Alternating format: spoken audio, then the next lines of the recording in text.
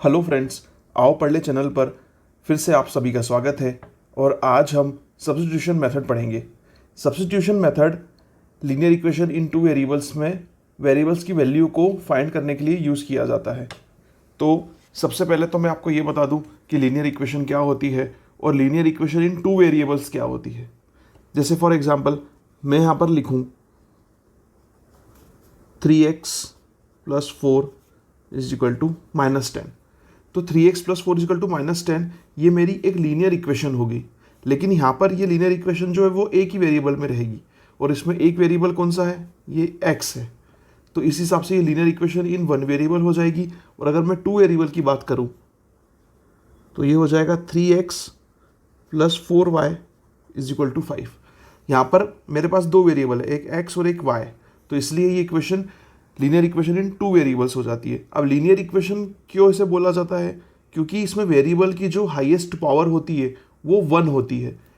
मतलब कि यहाँ पर देखिए x की पावर भी 1 है, यहाँ पर x की पावर y की पावर सबकी दोनों की 1 है।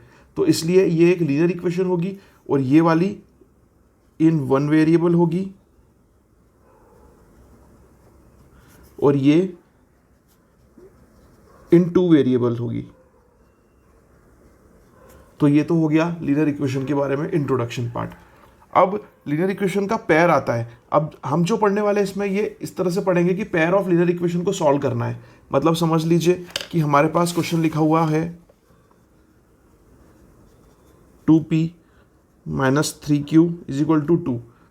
मतलब मैं वेरिएबल कोई भी ले सकता हूँ। मेरे पास टोटल 26 अल्फ़ाबेट्स होते हैं। 26 अल्फ़ाबेट्स में से कोई से भी वेरिएबल्स इसमें यूज़ कर सकता हूँ। जैसे मैंने इस इक्वेशन में p और q यूज़ किया हुआ है। दूसरी इक्वेशन हो जाएगी मेरे पास में p + 2q = 8। तो ये देखिए ये पेयर हो गया। पेयर का मतलब कि जिसमें दो इक्वेशन गिवन है और दोनों में दो वेरिएबल्स है और दोनों इक्वेशन लीनियर इक्वेशन है, क्योंकि इसमें p और q की हाईएस्ट पावर 1 है।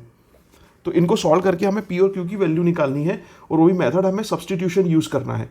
सब्स्टिट्यूशन का मतलब होता है कि हमें किसी एक वेरिएबल की वैल्यू सब्स्टिट्यूट करनी पड़ेगी दूसरे वेरिएबल की जगह पे। जैसे फॉर एग्जांपल मैं इसमें इनको पहले नाम दे देता हूँ। ये इक्वेशन नंबर 1 हो गई, ये इक्वेशन नंबर 2 हो गया।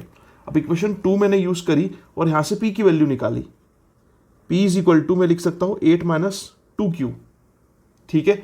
अब p की ये वैल्यू जो है ये मैं इक्वेशन नंबर 1 में रख दूंगा। ध्यान रखना, जिस इक्वेशन की वैल्यू आप सब्स्टिट्यूट करोगे उसको उसी इक्वेशन में वापस कभी नहीं रखना। जैसे मैंने 2 से ये सब्स्टिट्यूशन किया है इक्वेशन 2 को यूज़ करके, तो वापस मैं p की वैल्यू इक्वेशन 2 में ही नहीं रखूंगा। इसको मैं उस इक्वेशन में रखूंगा जहाँ से वैल्यू सब्स्टिट्यूट नहीं की गई है। तो इसलिए मैंने p की वैल्यू को यहाँ पर रखा। तो ये मुझे मिल जाएगा 2 × 8 - 2q - 3q = 2। सॉल्व किया, ब्रैकेट खोलेंगे, 8 × 2 = 16 - 4q - 3q = 2। 16 - 7q = 2। 7q उधर ले जाऊंगा मैं, 2 इधर आ जाएगा। 16 - 2 = 7q हो गया। 16 - 2 होता है 14 = 7q। अब मैं q की वैल्यू निकाल लेता हूँ। ये हो जाएगी 14/7, कैंसिल आउट होके 2 आ गया। तो मेरे पास जो q की फाइनल वैल्यू आई, देयरफॉर q की वैल्यू 2 आ गई। अब इस इक्वेशन में मेरे पास में दो वेरिएबल दिए हुए थे, एक p था एक q था। मैंने q की वैल्यू तो यहाँ निकाल दी, q = 2। अब मुझे p निकालना है। तो ये जो q की वैल्यू मुझे मिली है ये मैं इन दोनों इक्वेशन में से किसी में भी पुट कर सकता हूँ। जैसे फॉर एग्जाम्पल मैंने इक्वेशन नंबर 2 में कर दी। तो इक्वेशन नंबर 2 क्या थी मेरे पास में, p + 2q = 8। q की जगह पे मैंने 2 पुट किया। तो p + 2 × 2 = 8। p + 2 × 2 = 4 = 8। p = 8 - 4। तो p की फाइनल वैल्यू आ गई मेरे पास में 4। तो ये मेरे दो सॉल्यूशन हो गए, q की वैल्यू 2 और p की वैल्यू 4। तो ये आपने देखा कि सब्स्टिट्यूशन मेथड से हम किस तरह से linear equation in two variable solve कर सकते हैं। तो इस तरह से आप और भी एक दो पेयर ऑफ इक्वेशन ट्राई कीजिए एग्जांपल्स निकाल के, तो आपको ये मेथड बहुत अच्छे से हो जाएगा और फिर आपको इस मेथड में कभी कोई प्रॉब्लम नहीं आएगी। मेरे चैनल को लाइक, शेयर और सब्सक्राइब कीजिए और अपने फ्रेंड्स के साथ भी शेयर कीजिए। Thank you so much. Have a nice day.